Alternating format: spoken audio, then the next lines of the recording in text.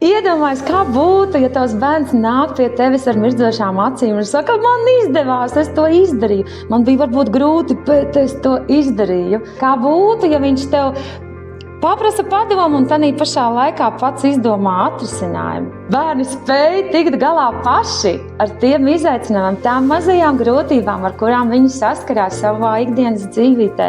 Viņi spēj ar to tikt galā paši. Ticiet viņiem, un viņi paši sev noticēs. Protams, ka vecāki vēlas, lai bērni būtu patstāvīgi, drosmīgi, varoši un pašapzinīgi, taču dodot padomus, kā reiz aizvirza prom no tā visa, neļaujot bērniem piedzīvot pašiem savu varēšanu, šauboties par sevi, vai es tikšu pats ar visu galā, un ieviešot pārliecību, ka viņš vēl ir maziņš un bez jums neko īsti nevar.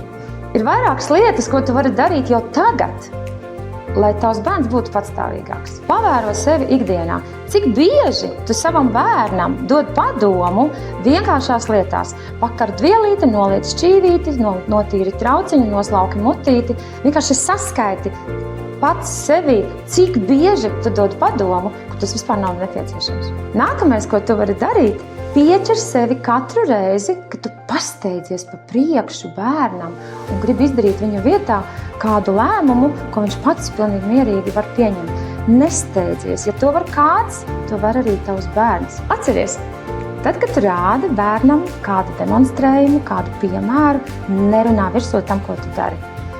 Pastāsti, ko tu darīsi, tad parādi, kas viņam būtu jāzina, tad izjauc to visu un aicini bērnu to atkārtot.